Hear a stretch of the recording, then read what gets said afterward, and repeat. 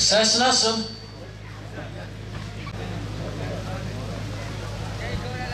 وأعد لهم أجرا كريما يأمرون بالمعروف وينهون عن المنكر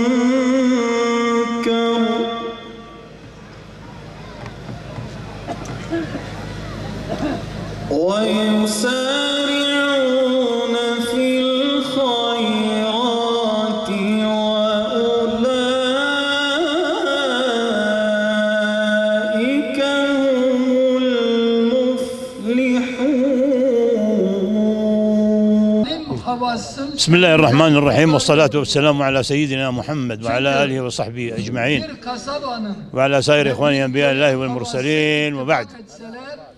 السيد الكريم الذي قرأت عنه كثيرا في مجلة التربية الإسلامية، فكنت أقرأ عنه مقالاته التي كانت تدون في التربية وتنشر في التربية الإسلامية في بغداد بالستينات إلى السبعينات. يعني بريا بينجو هالصلاة يازي هبون سيداي نورسي مدخون من شوي زمان ده صار الشيء صار حتى رجع أبرز كتابي بيدخون دم كليات رسائل نور تخوينهم. وجدت هذا الرجل ووجدت كلامه يقطر إيمانا ويرتقي بالناس بمن يقرأه في الإيمان إلى مراتب عالية إيمان. رسائل نور فهات جريدان نممكنه حياته بريا خوش بيت إسلام حقيقي أم محمدي باس رسائل نور مفهم كريم، وأرى تأثيره في نفوس المسلمين تأثيرا عاليا. بيجي قالك ما تأثيرك ذهنية طوان بيا سيداي نورسي كيا بيجي إن شاء الله كم فجرنا مفيد سوبرامي بشوارة بشينن ومبرفره بكن إن شاء الله مدرنك خجلور بكن. الرجل كلامه يقطر إيمانا، وكلامه يقع في النفوس بموقع القبول والرضا العالي. إنسان هم جار كتر رسائل نور خندي كدلة تدا نممكنة تدفع بردي بردام تبخن. ولي الشرف.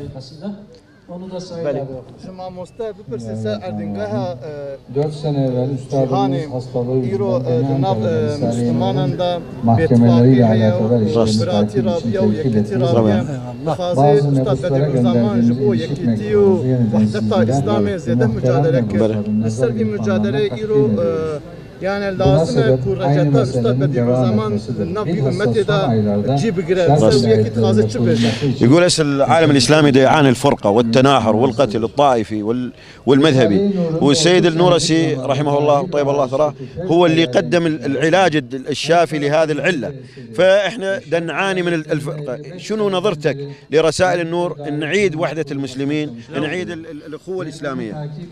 لي الشرف الكبير ان يكون النورسي من نفس النسب الذي أنتسب إليه أولا.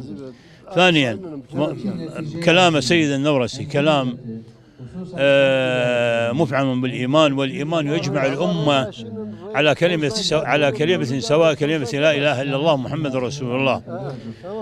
هذا الموضوع اللي يسأل به الأخ هو متعلق بثقافة الناس، متعلق بما يفهمه الناس من كلام النورسي. من قرأ للنورسي لا تعتقد أنه يزيغ عن الشريعة أو يزيغ عن الطريق الحق، فكلامه كلام هدى وكلام تعليم وكلام إيمان وكلام رقي. هذا كله لو تتبع الأمة أقوال علمائها وتتبع أفعالهم لكان لها من الخير العميم ما يسعدها ويرقيها إلى مراقي الفلاح ومراقي بيجي أو تناحرة ما إسلامي وجماعة ما إسلامي بنا الشرق وغرب أم بنا بحزارة قسم هكذا بفجرهن سر حقيقة رسائل النور شاوى سيداي نورسي خطبتها الشامي ده قلت إسلام ما هكذا بو جماعات أم بسر كفن إن شاء الله أو روش بطلب استاد النورسي بدست دست و ام بیگ و جیانک مزن بکن ام وان رسائل نور بین الزمان دا جمعت اسلام قوی ببه ایش اسلام بريكا رسائل نور ام سركبه او تناحر والرابع. لم يمر من الاسلام على الاطلاق قضيه تناحر او اعتداء، وهناك آيات بينات في القرآن الكريم تقول بسم الله الرحمن الرحيم ادفع بالتي هي أحسن ترى الذي بينك وبينه عداوة كأنه ولي حميم. كذلك الآية الأخرى التي تنص على السلام بحث إسلامي كده بيجي أم إسلام تناحر نبرة ما الذهب ويه جرك أم رسائل النور اسلامیت و ایمان امچن با دشمنی خو دستی ما دستی دشمنی ما ده بس میوی دستی ببرن هکب دورا ما ده دشمنیاتی هاتن ام اسلام قوینا ام اسلام بمینن رسائل نور الناف ما ده ويجش ببن ان شاء الله. دعا الاسلام على طول الرسالة المحمدية وكذلك من تبع الرسالة المحمدية، ومتواتر بالإجمال، لا يوجد حديث واحد أو بينة واحدة على الإكراه، وإنما كلها دعوة إلى السلام بين المسلمين وحتى بين الآخرين. فسمة الإسلام هي السلام، فالسلام يعني لا حرب بين الناس على الإطلاق، وإنما يجب أن نتحدث بالأساليب المثالية التي دعانا الله سبحانه وتعالى عن طريق نبيه وقرآنه وسنن النبي. فنحن مسلمون ليس لنا الحرب إلا يقتضي الحال إلى ذلك، إلا نخاف أن تتغير وتضرب بيضة الإسلام. أما ما دام موجود، ما دام يشهد بأشهد أن لا إله إلا الله وأن محمد رسول الله، فدمه حرام وماله حرام وعرضه يجب أن يصان. نحن أخوة في جميع البلدان، لا فرق بين مسلم وآخر على الإطلاق، سواء بالإيمان، سواء بالصلاة، سواء بالصلة بالرحمن. إن الله سبحانه وتعالى هو يصلي علينا وملائكته، أي يترحم علينا وملائكته لكي نضمن السلام والعيش السعيد. ووضع لنا حدود وقال وتلك حدود الله فلا تقربوها، ولا يحصل لنا أذى إلا عندما نتجاوز هذه الحدود الذي رسمها الله.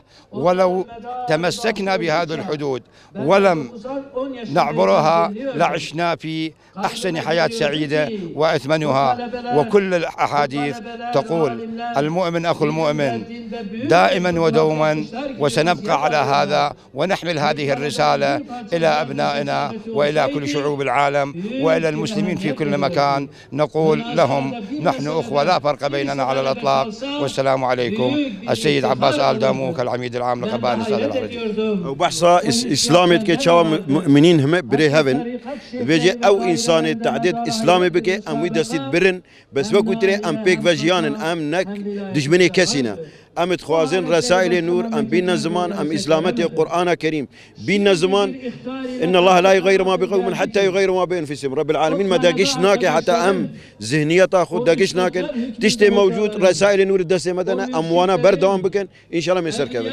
وكذلك بسم الله الرحمن الرحيم ادعو إلى سبيل ربك بالحكمة والموعظة الحسنة وجادلهم بالتي أحسن. القرآن الكريم بيجي غير هذا هذا أمر يجب أن يسير عليه.